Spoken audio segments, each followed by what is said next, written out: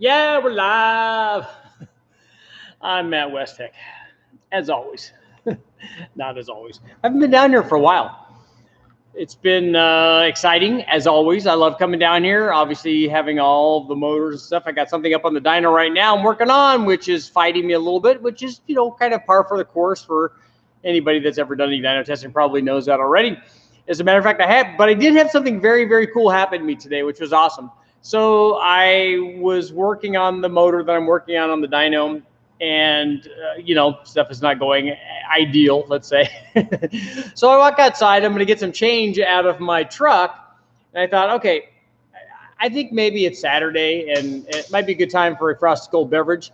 So I go grab some quarters out of my truck, and I got a bunch of them, in case I get thirsty. So I'm coming back in. I'm thinking, maybe Jack and Coke or something like that would be good. And I grab a whole handful of quarters because I'm going to get a Coke from the soda machine over there. And I grab a whole roll of them and find something very, very cool. So I line them all up in my hand, and I just posted up on Instagram to show you what it is. If you guys are not following me on Instagram, I need to start promoting that too. So make sure that you follow me on Instagram. But I found this, which is very cool. Let's see if I can get the camera to pick that up. It's kind of upside down. Let's turn that back. Make sure George is the right side up. I found this. So in a line of quarters, there must have been 10 of them or 12 of them. In a line of quarters, you could see when they started adding copper or zinc or whatever into the quarters, you can see that they're all like, half filled with copper. This one was not. This one was shiny all the way through. And why do you suppose that is? Because this is an old one, back when they made them out of silver, or at least about 90% silver. This one is a 1959, and so in this row of quarters was silver. I struck silver today. So while I was going out to commiserate my problems with running stuff on the dyno and having it not cooperate, which happens all the time, I was feeling down. I was gonna drown my sorrows, and then I walked out, and this happened. So now I'm super wealthy. I have a quarter worth something more than a quarter. Apparently it takes about 4.5 or 5.5 of these to actually make 1 troy ounce of silver. But it's just cool. It's not only is it cool, it's like super cool. It's great to find these old ones because you don't see them very often. And you'll also find other coins. You just have to find the early ones that before they switched it over and started putting like worthless material in them when our money was actually like kind of worth something. So it's kind of cool. So tonight I'm going to give this away. I'm going to auction this off. I don't know, something. We'll do something with it. I'm thinking this and maybe a T-shirt. So what I want you guys to do is, since we're early enough on, you guys can get this going. I think maybe this and one of the Killer Bee T-shirts, and who knows, maybe a little extra surprise thrown in there too. Let's see who has get your super chats going. Let's see who has the highest super chats, and maybe you guys can win something cool. That will be awesome because it's the weekend. So let's get it going. And that's treasure. That's actual treasure. So tonight we're going to talk about the thing I did in the thumbnail was pre-turbo versus post-turbo, both for water meth injection and for fueling. So I've had a lot of guys ask me about doing draw-through carburetors, so I want to know what you guys thought about that, versus a blow-through carburetor. And then we can also talk about when I did all the water meth testing, we also talked about a lot of guys were asking, well, have you ever run like pre-turbo water meth, spraying the water meth injection into the turbo? So there's a lot of discussion on them thinking that that's even better than, because, and we're going to talk about that tonight. We're going to find out what the things are that's good about it and what things maybe are not that great about it.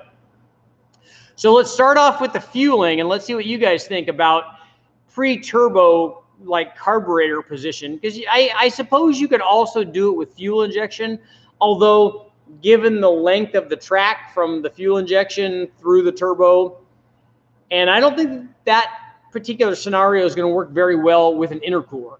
And that's always the thing that I bring up is if I'm running forced induction, whether it's a supercharger or a turbo, I like to have an intercooler, and especially with a turbo, because with a turbo, if you're running 7 pounds, that's all well and good. But how many of us ever stay at 7 pounds?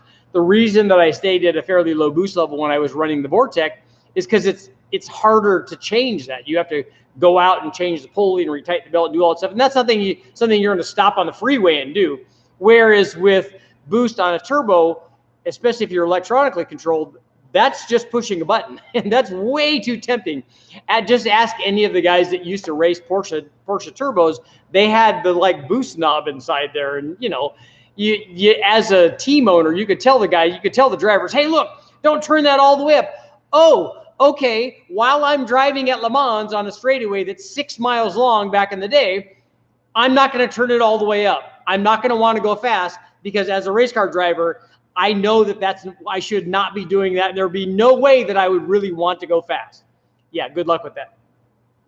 So on a turbo application, you're definitely probably going to turn it up. So the thing is, I like to have an intercooler, and then running let's say a carburetor, but let's say that you could do it with fuel injection too. Running a carburetor pre-turbo is going to create an issue with having an intercooler between the carburetor before the turbo and the inlet into the motor, into the intake manifold. So if you have an intercooler between all of that, and you're having the fuel try to go through the intercooler, there's going to be problems, because the intercooler is designed to have lots of surface area.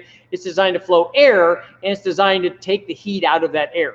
Well, unfortunately, the fuel hitting the intercooler is definitely going to cause puddling. And if you have any sort of backfire issue, it's going to blow the assembly apart. It's not good. So most guys, I would imagine back in the day, and I don't know a lot of guys doing them now, but we saw this a lot on sand rails, especially VW sand rails, running turbos on them. They would run carburetors, Weber side drafts or Holley down drafts before the turbo. And so they would use that basically as their intercooling, which works fairly well. And I've seen guys run fairly high power with these things. And now that we've introduced E85 into the equation, having a carburetor with E85 pre-turbo should result in some fairly low charge temperatures, and maybe enough, and especially at low boost level, that you might not need intercooling after that. But again, because it's so easy to turn the boost up, if 7 pounds is good, 27 pounds is obviously even better. So that would be the concern with that. If you have, and then the other thing is, if you have the carburetor, let's say before the turbo, and you turn the boost up, does the carburetor, does it have the ability, like what dynamic range does it have? If it's working well and it senses more fuel or senses more airflow, it senses more draw from the turbo, it's like, hey, we want to run 10 pounds now instead of 7 pounds, the carburetor is going to self-adjust to some extent. But by how much? Like, will it go from 7 pounds to 15 pounds? Will it go from 7 pounds to 21 or 29? Like, what is the range that you still have enough fuel flow and that the carburetor compensates in the right percentage with that draw through turbo to continue having, let's say 11 to 1 or 11.5 to 1 air fuel? Can it keep doing that? Now, we know we can do that with fuel injection that's after the turbo, especially port injection, and to some extent with a carburetor that's on the manifold after the turbo. We know we can have a fairly good dynamic range with that, especially if it's a dedicated blow-through turbo. But doing it beforehand, I think, might be a little more problematic. And I remember seeing back in the day on some of the Gale Banks stuff, and obviously he did awesome stuff, but on a lot of these things, they would run multiple carburetors, and sometimes you could cure the situation doing that. So on a draw-through application, I still want to run one because I never have, and that's something that everybody, I think, should do. It's just like everybody should go to El Mirage, or everybody should go to Bonneville or the Indy 500, or watch a Formula One race, or watch a top fuel car actually go down the track. Everybody should do that stuff. And so I think that I should run a draw-through turbo, even if it's not an all-out kind of thing. It would still be cool just to do it so that I could say that I did it and have some data and find out what the charge temperature actually is, and to show people that, hey, look, at a reasonable boost level, this probably works fairly well. So we know that we know that we can do it. And so that I can talk intelligently to people if they say, hey, what happens when I do this? Well, I don't know. I've never run that. That's never a good answer. When I did it, this is the awesome thing that happened. And so I can tell people about that. But before I can say that, I want to be able to do it. I don't want to just make stuff up. So I need to run a draw through turbo, whatever it is. So the next thing is pre-turbo water meth injection. And I think that if you look at it, this has a similar problem that the carburetor does. So if we're running a turbo and you're running water meth, if you're only using water meth as the cooling and you're using it pre-turbo, you can get fairly good charge cooling, because the more time that the water meth configuration has in time to change the air temperature from the turbo to the intake valve, let's say, the more charge cooling is going to take place. So the more time it has to actually change the temperature, the better off you're going to be. The lower the charge temperature going into the combustion chamber, that should work out well. So theoretically, if you inject it pre-turbo, that's the longest amount of time, and it should offer better cooling. So everybody that does it pre-turbo should say, yeah, yes, I win. I do it pre-turbo, and that's the best that there is.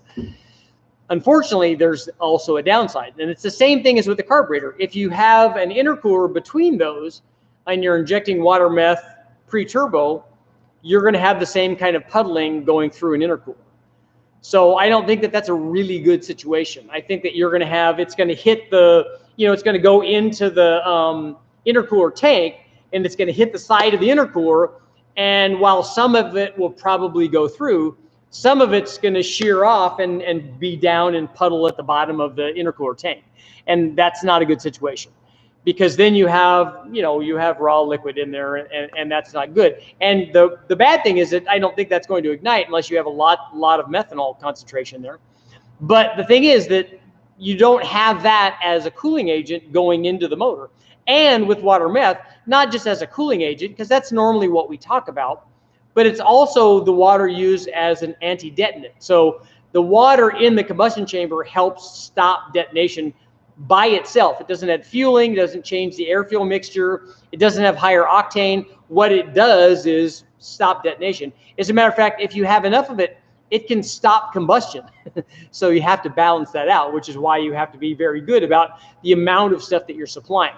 So, and the other thing that's possibly a downside with the pre-turbo stuff, both with fuel and with water meth injection, or even just water injection, is that a lot of times the impellers don't like that. They like to flow air. They don't like to flow solid or liquid stuff. If you have debris that gets in there, it's bad for the blades, because the blades are spinning really, really fast, sometimes up to 100,000 RPM. If you have something solid or semi-solid or liquid that hits that, it's not good for the longevity of the blades. It tends to wear them out. So that's another concern, is I don't think a turbo with a carburetor pre-turbo or water meth pre-turbo, I don't think it's going to last as long. And and unfortunately, like with the carburetor before the turbo, I don't have data to support that. So you guys might know, if anybody's used it pre-turbo, to find out if there is a longevity or a durability problem with the turbo or with the impellers. It stands to reason, but I can't tell you. I've run two of them for 100,000 miles. One of them lasted 117,000. The other one lasted 89,000 miles. And that's because of the pre-turbo stuff. I don't know that that's the case, but I just suspect that they like flowing air and they don't like flowing other things. That's not to say that guys aren't using them and having them work. And honestly, if you buy a GT45 turbo and it's $160 to $200, whatever it costs, and you reduce the lifespan of that turbo by 10%, 20%, whatever, pick your number, maybe it's not that big a deal, because maybe you're not using it for its whole life. Maybe you think it was going to blow up before an impeller went bad. Maybe you're going to sell it. Maybe you're going to upgrade it and add another one of those. Maybe you have a spare. Maybe none of that is a big deal. So all of those things you can take into consideration. And again, even if it's not optimum, even having it pre-turbo, whether it's water meth or a carburetor or some sort of fueling, is not optimum, that doesn't mean we shouldn't try it. And that doesn't mean it isn't awesome. And I'm very excited about it, just talking about it. I want to try it, and we should all try things that are awesome, even if they're not optimum. That's why whenever we talk about these different motors, like the 4.3 liter V8, no, it's not going to make as much power as a 350, not even close. And it's not going to rev up and make more RPM. It's not going to do any of those things. But again, if you have one and you want to be able to say, I put together a twin turbo 4.3 liter V8 and it did some serious damage, that's awesome. That to me is in the hierarchy of statements that you could make, is way better than saying I put together a twin turbo 350 or an LS or whatever else it is that you want to say that you made. There's reason enough to do that stuff, and I think that that's awesome. There's also reason enough to be logical, and if you're trying to make lots of power, you're trying to do it for less money, you know, it's pretty hard not to go get a 5.3 liter from the wrecking yard and put boost on it, because that's very, very easy. And we know what the recipe is. We know how low the cost is. All of those things make sense. So if somebody tries to argue with me and says, look, this is why I'm doing it, I'll say, look, I support you 100%.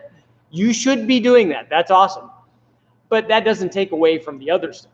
So let me know what you guys think. We'll see some comments here, and let me know what you guys think about the pre-turbo water meth. And the other thing, and I didn't really go into that, and we should maybe touch on it a little bit, is especially with the water meth, and I think to some extent with the carburetor as well, I would be a little concerned with fuel distribution. Now, I've seen lots and lots of sand rails with Volkswagen stuff in them that are pre-turbo and with the carburetor in front of the turbo and then blowing into the big long runners that they run and go over the heads, and I've seen that work very well. I've never seen air fuel distribution on those. I've never seen any data logging on that to show that it works well. But I've never seen any data logging that shows me that it doesn't work.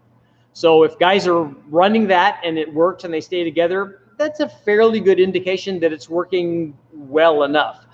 The same thing with the water meth. When we run water meth on a long runner manifold like that LS3 or an LS6 or LS2 or LS1 or any truck manifold, any of these, there tends to be distribution problems. It's hard for any kind of fuel, whether it's fuel or whether it's gasoline or E85 or methanol injection and water, to be evenly distributed with that intake manifold design, unless you have, you know, port water methanol injection. But if you have it in front of the turbo, maybe it mixes it up a little better and maybe it's a little more homogeneous, but still the way that like the tortuous path that it has to take through that thing, it's going to hit stuff. And when that hits stuff, it's going to take the water and or the fuel out of suspension and it's going to puddle. We saw that when we did the water methanol test on that kind of manifold.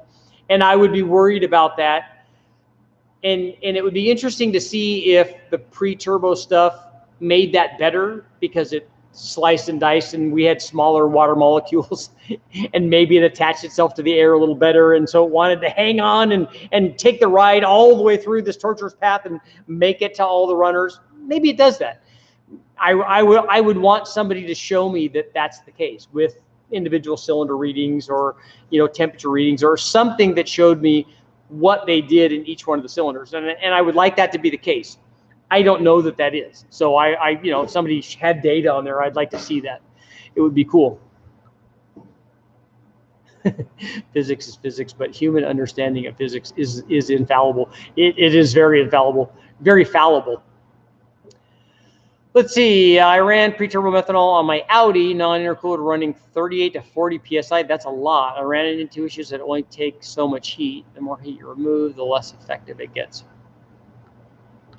You see the video by Joe Simpson, S189 T76 compared to an S429 VS7875. Huge difference in power. I didn't see that. I'd like to see it.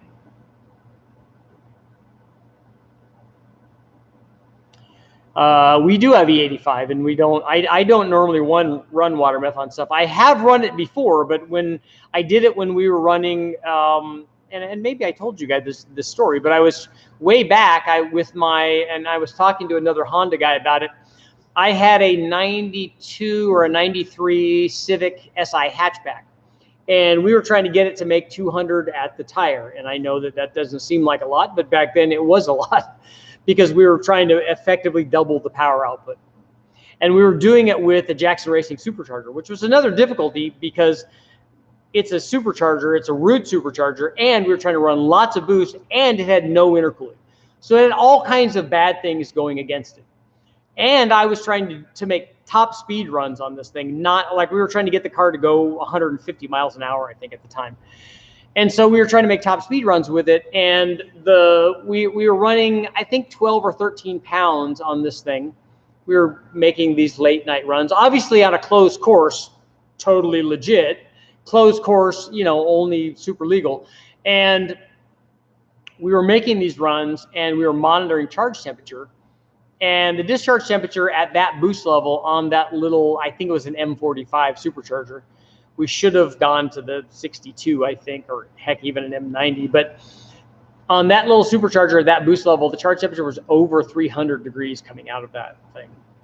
And so we employed a water methanol injection. And then we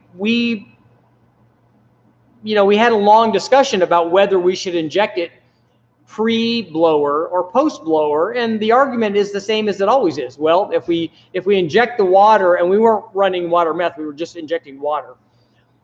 And if we injected water into the blower, we would displace some of the airflow potential of the blower. And because we were already essentially airflow limited with that supercharger, we wondered if that would make more of a difference. We ran that test on the dyno and saw no difference in power running it pre-blower or post-blower. And we didn't see a big change in charge temperature either. We saw a big change in charge temperature from the water injection. It lowered the charge temperature by 135 or 40 degrees when we were running it out on our Area 52 test road. So it did work. It did lower the charge temperature. It didn't seem to add any power by doing that, which was disappointing to us. We thought that, hey, look, it's lowering the charge temperature this much, we should have more power, but we didn't. But what we did is it did allow us to run some sustained runs at this speed. And I don't think we ever got that thing to go 150 miles an hour, unfortunately, with that supercharger and the water meth injection. We tried cams and header configurations and lots of different things to get it to do that. The answer was just to put a turbo on it, and then it would make 300 at the tire instead of trying to work around what was essentially something that was too small to be doing what we were asking of it. But it was a fun adventure, and I love Oscar Jackson to death, and it was fantastic back in the day to work with him and do that stuff. And I still keep in touch with him, and he's a great guy, and he's a hell of a driver, and his son is a fantastic driver now. He's kind of taken the reins, and they do lots of great stuff, and are still doing stuff with Honda, I think, in their side-by-side stuff. So if Oscar's out there, hey, good talking to you, man. And we did a lot of cool stuff together. And like I said, I like meeting all those guys, and he's an awesome guy. And those were fun adventures. We did a blower on the Focus, and we did step up in blower size on the Focus and did some cool stuff with that. And so that was great. And there are lots of stories like that where we're trying to do weird things, and we're trying to do it the hard way. But with the water injection that we were using on there, it did lower the charge temperature, but it didn't seem to add power, but it did add safety. So that was our only form of intercooling or pre-cooling, depending on where we injected it at. It would have been nice to have an intercooler on that. And I later ran one of those kits with the M62 on a B-Series Honda, and I think that video is up where we compared the Roots blower and the Vortex supercharger and the turbo, kind of all at the same boost and stuff. Unfortunately, again, with the Jackson Racing deal, there was just no intercooler available for that, so it was limited by not being intercooled, where the other two, the Turbonetics Turbo and the Vortex supercharger, both had intercoolers, so it kind of had a benefit. But that was fun stuff. We did end up hurting, plugs and a couple of things when we were doing all that testing. But it was super fun. Just like the test that I did on the cold air stuff, when I ran that out at our test area, ran it on the chassis dyno, and then took air charge measurements and ran it out for top speed and stuff. I'm all about the top speed stuff. Does the inlet air temperature sensor location relative to the water meth nozzle dictate or influence performance? It can if it's going to change the fueling and or timing relative to the air temperature. When we were running it, we weren't allowing it to do that. But when it can, if you and I remember seeing nitrous setups that were like that. They would run the nitrous before the mass air meter and get a really, really low temperature, and so that it would add timing and do some things. And that's a little sketchy because you're not actually getting that in the motor at that temperature. You know, when that stuff's injected, it's negative 129 degrees. Well, it's still not that temperature when it goes into the combustion chamber. And I don't know what the maximum setting is for the correction for an inlet air temperature. I don't know that Ford or Chevy or whoever you're doing this with, I don't know that they ever envisioned or ever programmed something going down to that temperature. So it may just go to whatever the max is.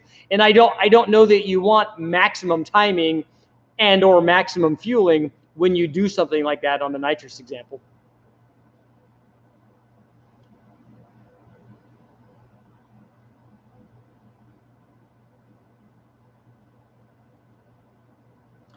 How much water meth did you flow through? I don't remember what the jetting was. This was a long time ago. And I'm trying to remember I think it was an ERL kit is the name of the kit that we used. On topic, would it be better to do nitrous before or after the turbo? We just like doing it after because I don't think it does anything before. And what nitrous does is, a lot of people talk about it, and which is why I did the test, and that video is up, where we use nitrous as the intercooler. They're like, yeah, it's negative 129, it's super cool, but you're using this much of it compared to this much of the extra airflow that you're getting from the turbo. So you have, you know, I don't know, 100 times the amount of air that's hot versus a little bit that's very, very cold. And so it doesn't have a big effect. When we did it, we were only getting about a 30-degree drop in charge temperature, despite the fact that we were running, I think we ran a 100 shot. But when you run that 100 shot, you get a big jump in power because it raised the boost, and, you know, the turbo liked it. And we injected it just like right in the throttle body, or right before the throttle body going into the manifold.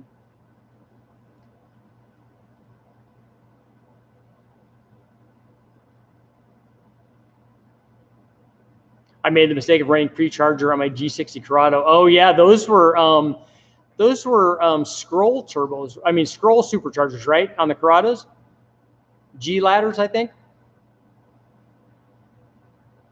Let's see. Can you do a test on a good turbo and see if you can get it to reliably flutter?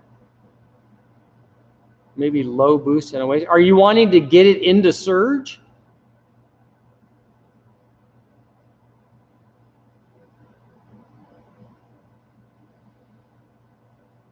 Yeah, Jake, propane might clean that up. You might get less soot with that.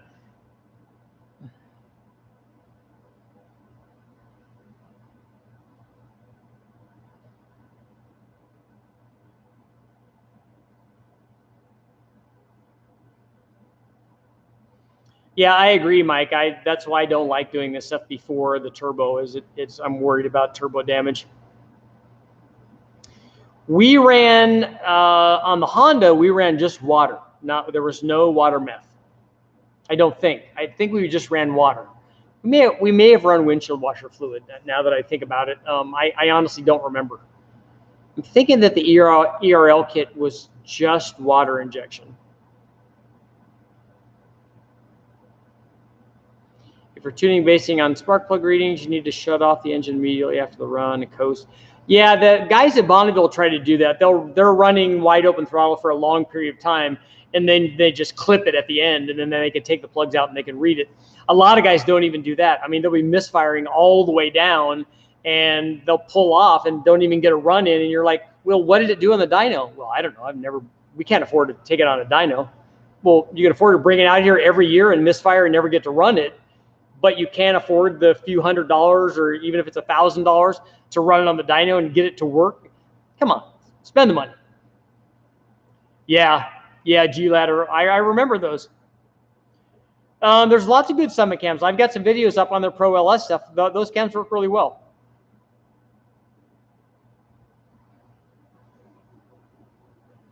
I have a video up on the distribution on the we ran a single fogger setup through the truck manifold, and the distribution was actually fairly good at a low nitrous flow rate. So if like we ran a 100 shot, it seems to be fine there. We don't ever go up to big shots. I mean, I would run a 125 shot, but I wouldn't run a 200 or a 300 shot on a single fogger before the manifold, because then I would get worried about it.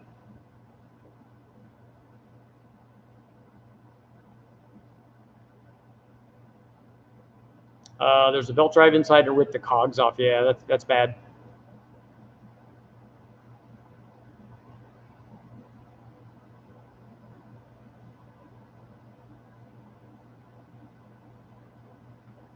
You put an XR288 in a bone stock Vortec 350. I know you didn't. I know it wasn't bone stock. I know that it had to have valve springs in it, because that cam won't work without springs. And I'm surprised that that cam even fit with stock piston to valve clearance.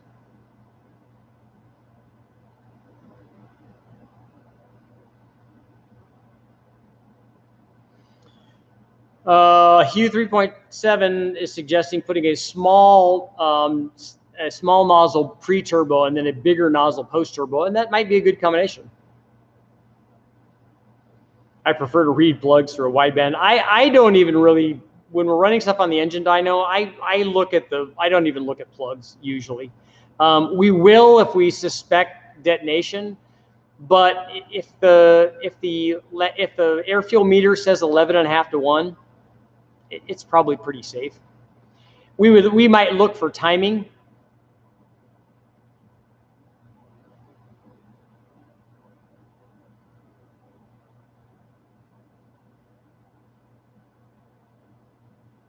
Single fogger only goes to 175 shot.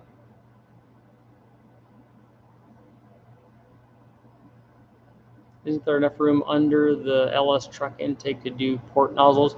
Yeah, you might be able to do individual ones for each port. That would work good.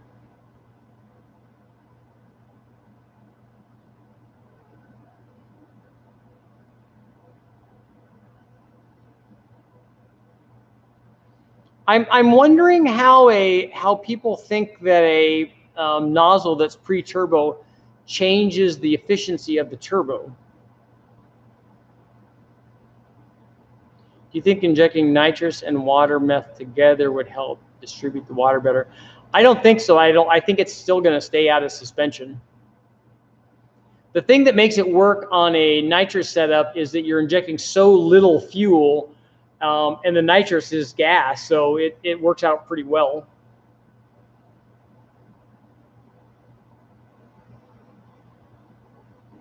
Mike, I did have a backfire on my 5-liter Mustang at the starting line. It just blew my airbox apart.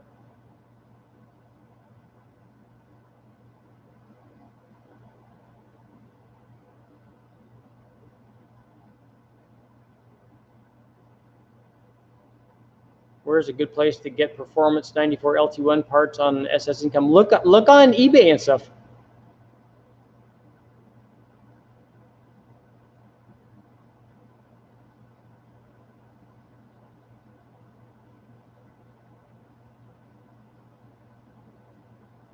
Yep, John's in the house.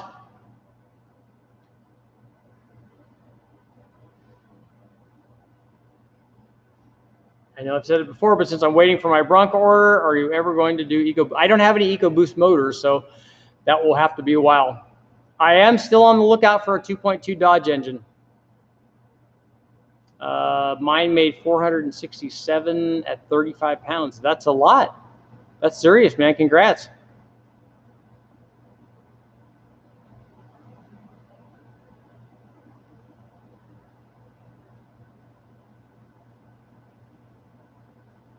The coolness changes the compressor map to a wider efficiency range.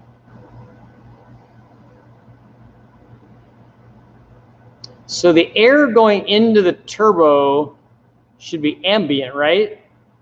Is the water less than ambient? And are you getting a temperature change from the injecting the water with ambient air? The dry nitrous really is the way to go, and then if you inject the extra fuel at the port, that works really well. That way you can run a lot. You can run a fogger nozzle in front of a fuel-injected manifold and probably run a lot of nitrous through that, as long as the fuel is being directed right at the ports.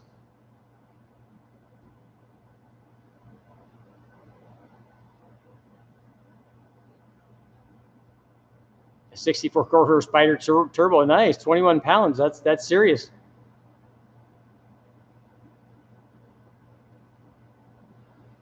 For monsters in the house, GoPro 5.9.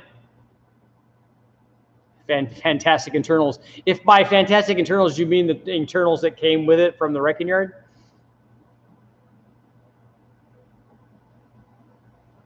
I've seen a few of the Turbo Dodge Omni GLHs and the GLHS stuff. I've seen some of the fast ones.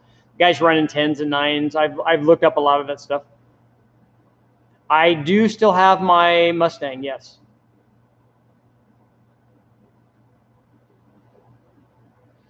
I've never hydrolocked a supercharger, but I have stuffed a red rag in one of them, or stuck a red rag in one of them, and it stopped the supercharger immediately and damaged the impeller.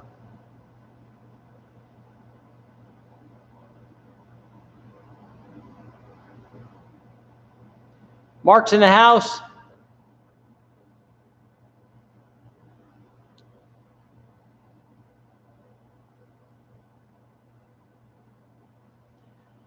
I've seen guys run intercoolers or pre-coolers even on NA motors at Bonneville, but the thing that made it work there is that they have so much vehicle speed that they have pressure going through this so that they're not restricting themselves by having to draw air through it. And it works fairly well if you have positive pressure on one side of it.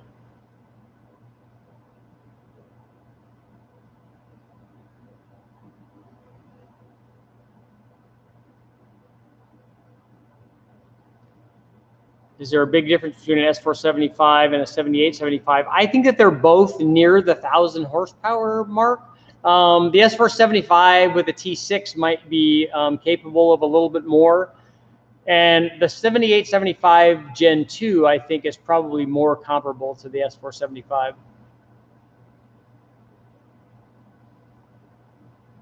I like the Dodge Turbo cars too, and I've seen some Chargers available, and I know that car ultimately would be faster. It's more aerodynamic, but I just like the Omni.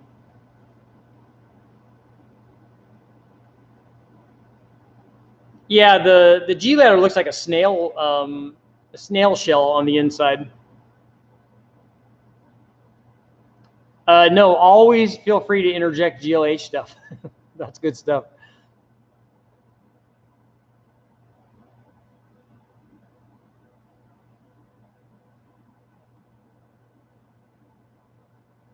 Vortec doesn't have a Spintron, but I don't think you need a Spintron to compare those two.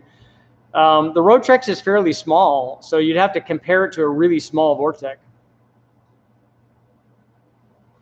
Will you ever do a Big Bang Toyota? That's not planned right now.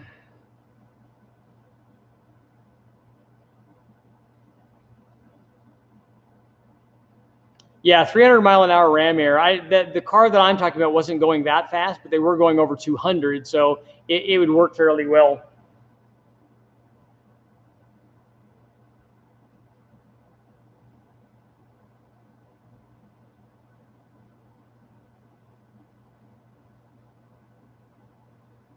My Mustang is just sitting in a shed.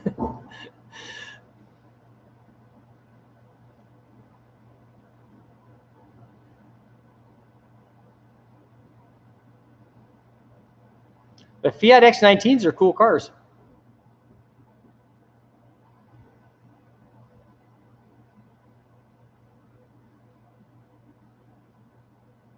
Yeah, Noodles, that's what I'm thinking too.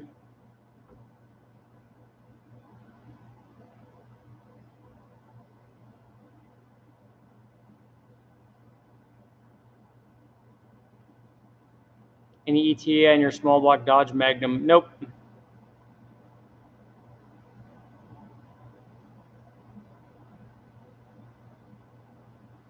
I've run a few whole set turbos. Back when we were doing the stuff, the guys with HP Performance, they ran whole set turbos for their 5-liter kits and for some of the other stuff later on too. And then I think they switched over to Garrett's, but the whole sets, the single whole sets that we were running back then worked pretty well. I do have a red hat at Bonneville. We went 227, 226 and change in the Civic and set a record at that speed.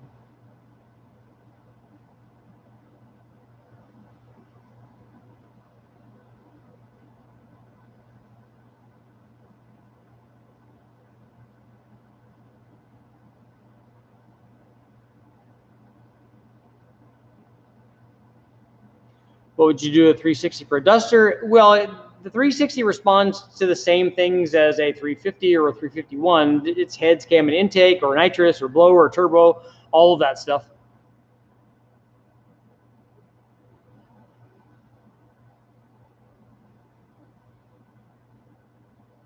Can you do a hot rod dyno like a super old school build with flat tappet cam, timing gears, Weber carbs, tri-Y headers, etc.? Something you can find in a tuned stock block gasser. Probably not Weber carbs. Those are really hard to come by, and they're expensive.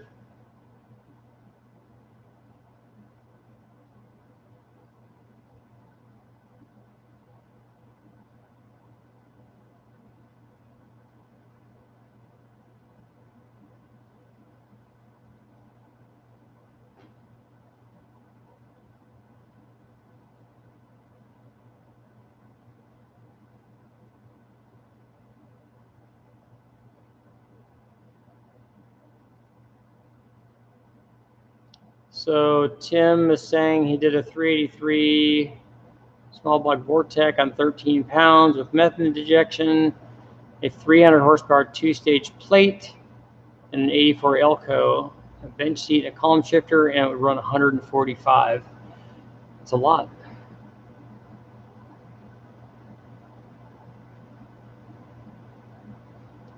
I noticed you've been using the Holley HP for testing most of the time. Is there a reason you haven't been using that instead of a Dominator? I use the two interchangeably. It just depends on what we have available at the time. I've used both. And for me, they both do exactly the same thing because I'm never, like a Dominator, we can control a trans and stuff, and I'm never doing that on the dyno. So either one of those will do what I need them to do, and that's just air, fuel, and timing, basically.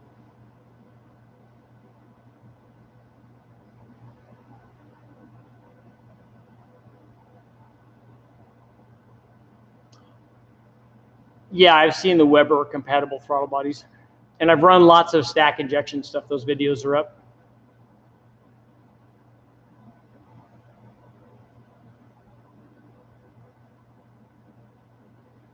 Can you do a 5.7 Hemi with a torque storm and water meth? There are torque storm 5.7 Hemi videos up. You can, if you haven't seen them, you can take a look at those already.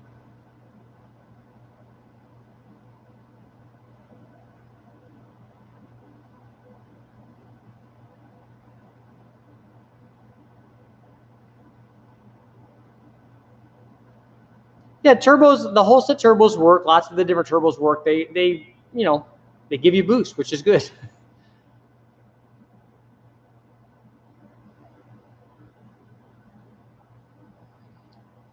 Rick, I don't know what the comparison would be between water and water meth in terms of corrosion for the blade. I think that both of them are bad. Yeah, for us, the HP and Dominator, like I said, are interchangeable. The software is exactly the same, and I don't use anywhere near the number of inputs that they have on inputs and outputs on a Dominator. We just don't do that. I don't do that on the engine dyno.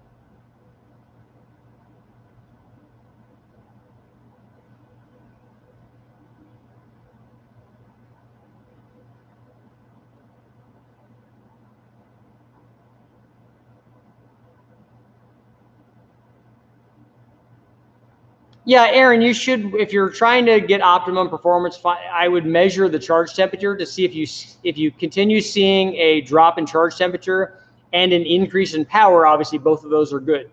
So keep adding until you start seeing those things go away. And and it's fairly easy to add too much. We've done that a lot.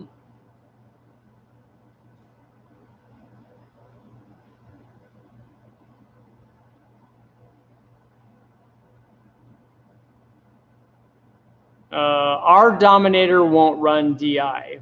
It doesn't have drivers for that.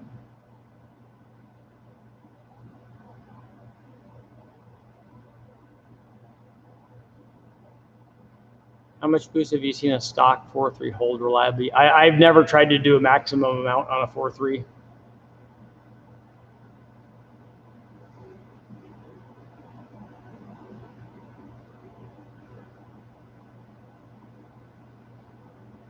Oh, I got you, Noodles.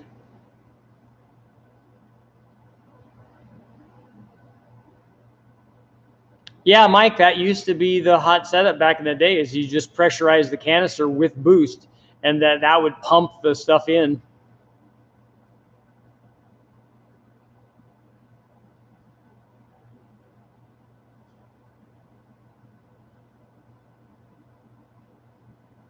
The water meth does clean the top of the pistons very nicely, though. We have to admit that.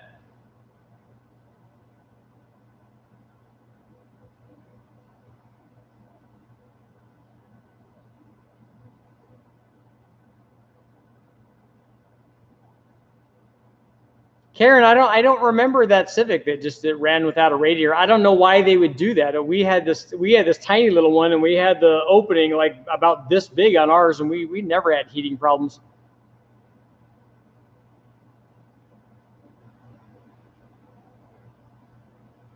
Saw someone mount an LS top end to a small block Chevy. I don't know how you would make that work.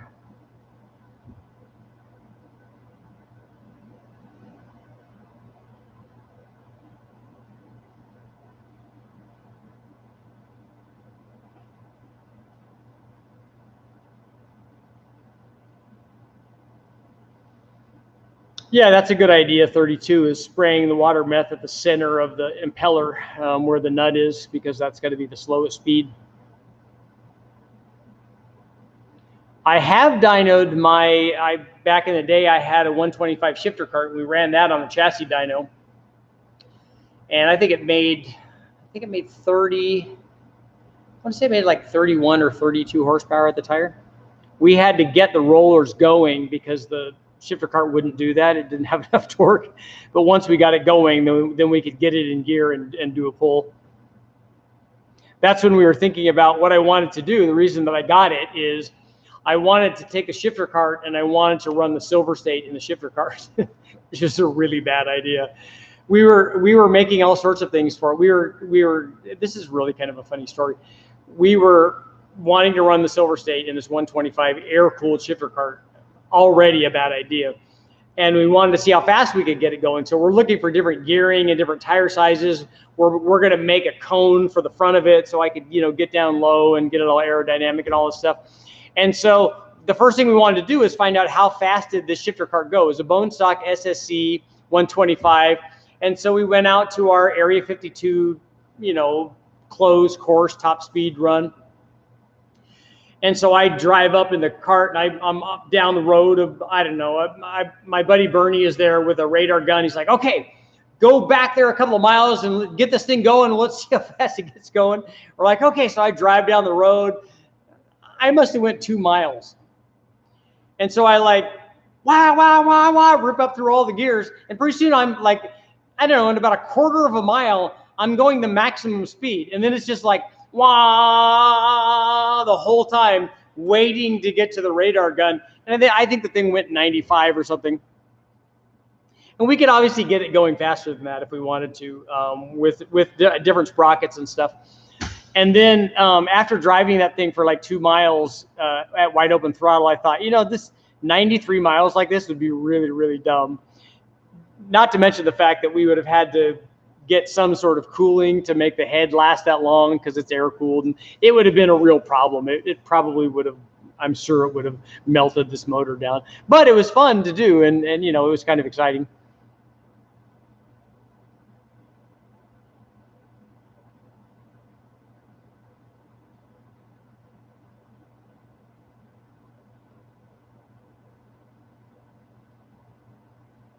Tennessee's in the house. Calgary.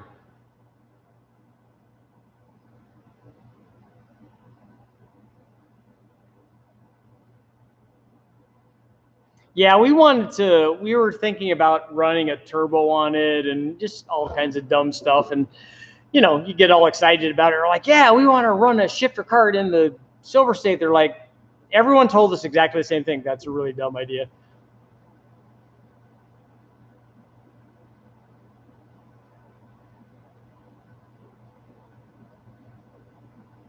Water mist should actually help clean the deposits off of the valves, as long as they're not real bad right now.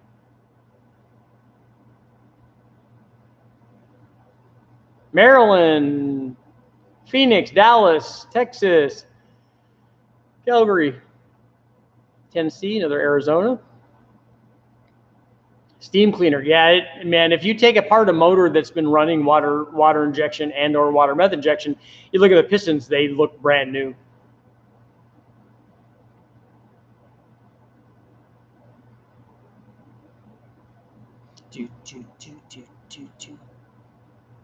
Just pour water down the carburetor. I remember they used to do that on the RX-7s when the seals would lock up. They used to pour tranny fluid down there and work them back and forth, get them going, and start them up, and they'd do the mosquito abatement program and just blow out white smoke for, I don't know, 15 or 20 minutes, and then it would be okay.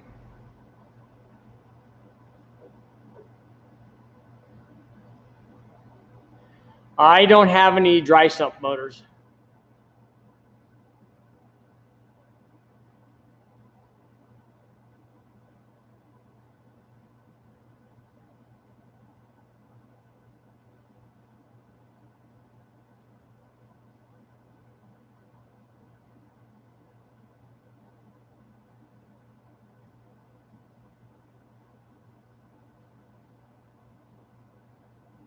There's no reason to inject the nitrous pre-intercooler.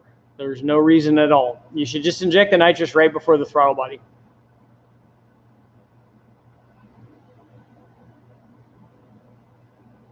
Texas, Ontario.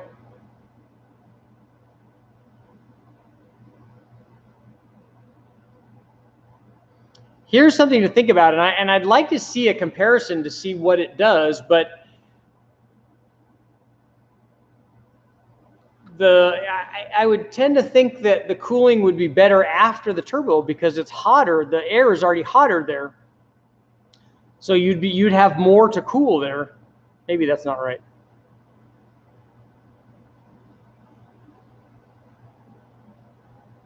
Is there any advantage to a smaller intake runner head for a streetcar? Maybe at part throttle there is. At wide open throttle there doesn't seem to be.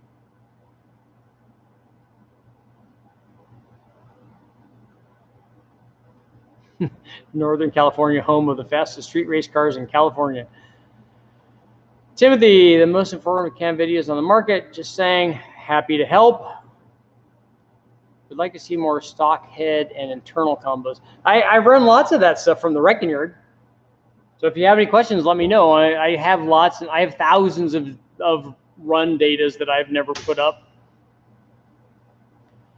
Do you have any small block Chevy Vortec heads for sale? I don't think so. Lots of them in the wrecking yards, though.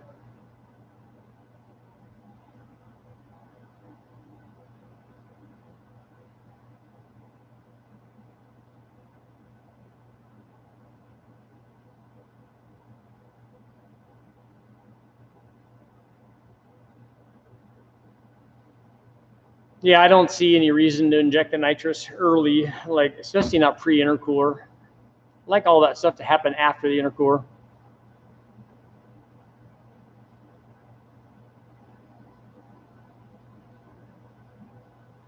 Yeah, the windshield washer fluid is good, and there, as people are pointing out, there are different versions of that. They're usually rated in percentages and temperatures, so you can choose the one that you want. I've never seen a test where they've shown that 35-65 is better than 50-50 and shown that there's cooling advantages. I've never seen that. I don't know if anybody's ever tested that where they've been at a point where maybe it's this much better and they were at a point where they needed that because running the water meth injection maybe made this much of a gain, and this little extra bit out here at the end by changing the percentage maybe didn't come into play. And it happens a lot in the testing.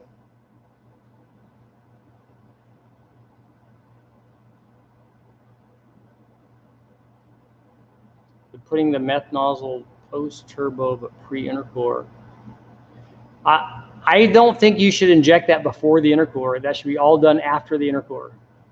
The air is hotter there, and I think you get more of a temperature change, but I'd just be worried about it coming out of suspension and puddling in the intercooler. I think you'll see raw fluid there.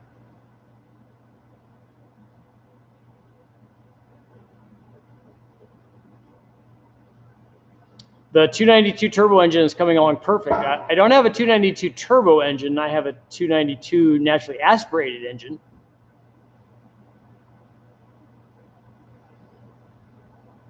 Yeah, the intercooler will do just fine. It'll do a great job of cooling everything off.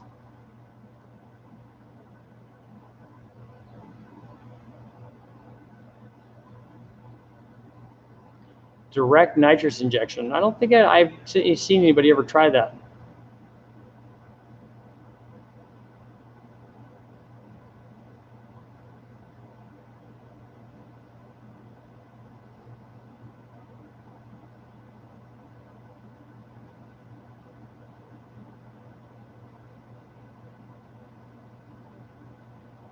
I'm looking for info on a TBI setup with Vortec heads. I've not run the factory fuel injection on stuff, so I don't know that I have any test data for that. I've run lots of cams on those motors, but they've all usually been carbureted though.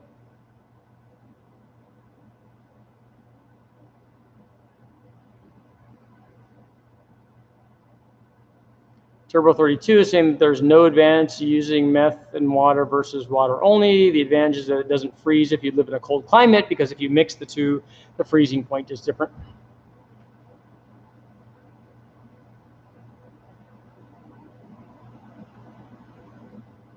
Pure meth should be better than any mix. I don't agree with that. Pure methanol doesn't have the anti-detonant properties that water does.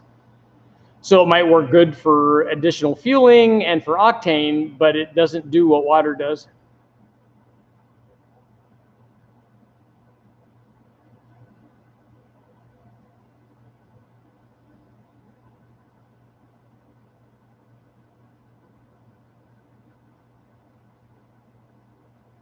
I know this one's aluminum too. This one's iron over here. Is there really a possibility of water puddling in the intercooler? It's not going to puddle in the intercooler usually. It's usually going to puddle at the bottom of the tank in entry to the intercooler.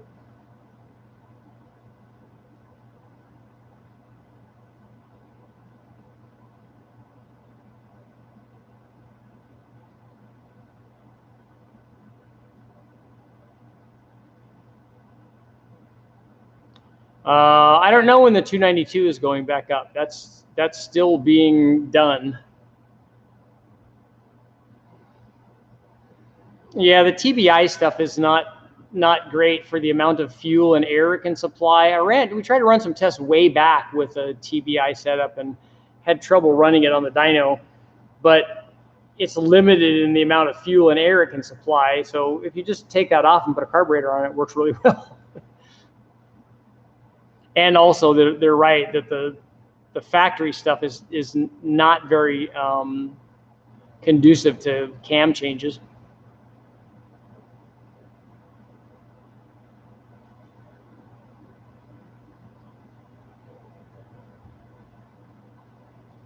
Chris, I think that BOV is a little too small. If you had two of those, I might say it would be okay, especially for an 88 millimeter turbo.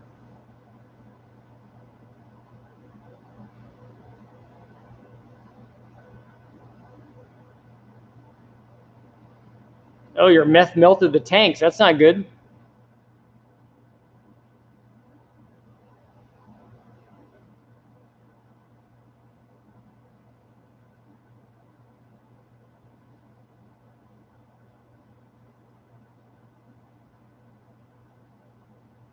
I know that the Grand National guys tried all sorts of stuff. I remember talking to Jim Bell about that. They tried some really crazy stuff in their intercoolers.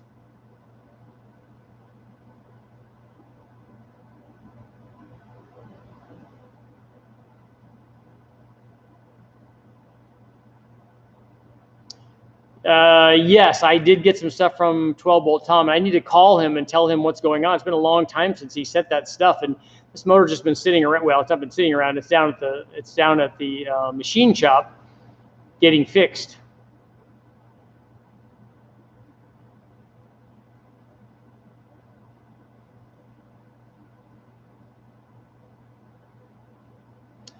See, I'm glad you recognize this. This is a rock, paper, lizard, scissor, Spock.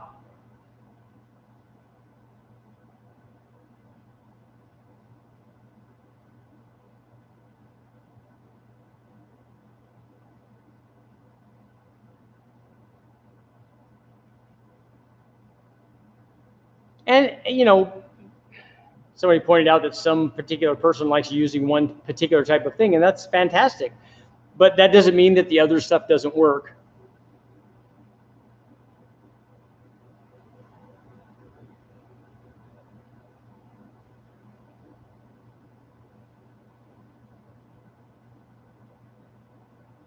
What was coming out of the 7th injector for the GN guys' noodles? Was it nitrous?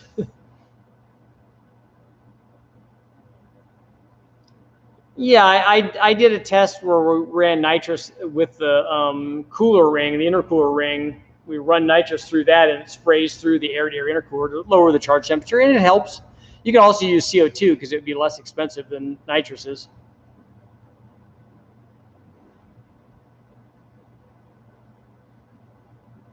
Oh, they're running alcohol?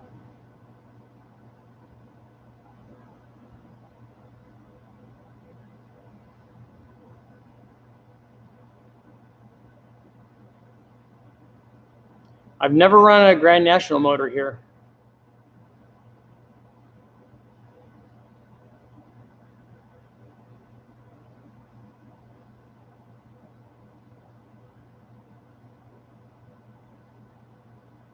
Yeah, those old. We used to use the plastic Ford diesel intercoolers because they were cheap from the dealership. But if you take a used one off, it would have liquid in it.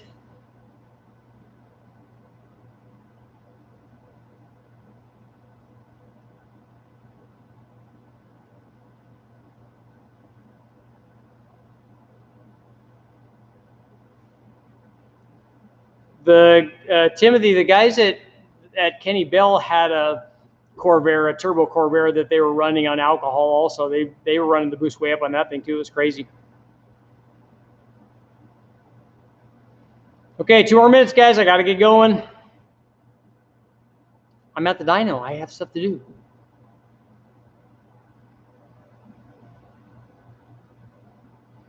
Yeah, you run through the same thing on a draw through with when you're running the water meth. If the seals are going to work, just like with gas on the carburetor stuff.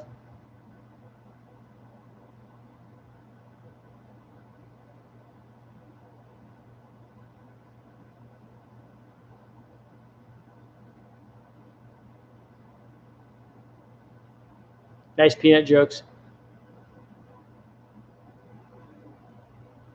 There's a big block up on the dyno right now.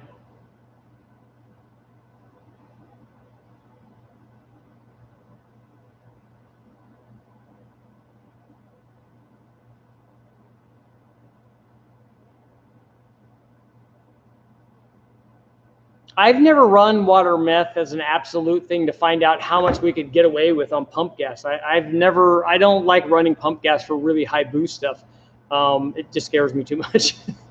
I've never tried to find out if we can supplement it with water meth because I just don't know about the distribution on it. I'd be worried about 1 or 2 cylinders being bad.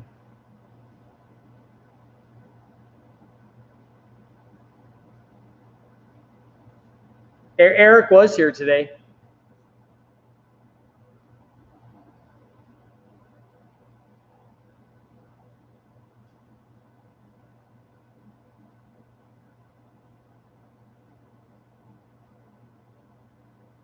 .369 horsepower, 550 foot-pounds. Man, making some low RPM power there.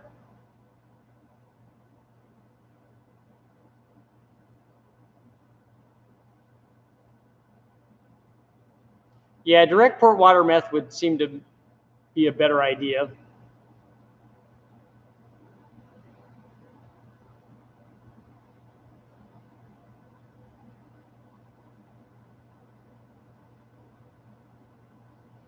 I went through a few of those Vortex small blocks as we used them for the Wheel of Death motors. We would go get them from the wrecking yard and put carburetors on them and then run them. And like on one, we took the drain plug out, and one of them we dropped bolts down and all kinds of silly stuff.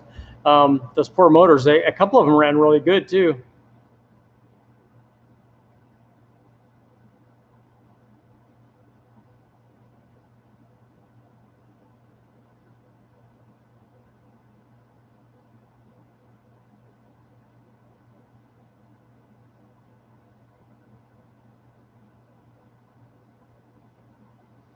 Okay, guys, I got to get going. Thank you all for showing up. I got lots of stuff to do. Depending on how this big block goes, I may try to take the head off of one of the Barras tonight also. But I'll let you know if we were able to do that. Thank you guys for showing up. I will see you all tomorrow. And make sure, if you haven't already, go watch the video I put up today on pinning the crankshaft, or pinning the damper actually to the crankshaft. Good stuff.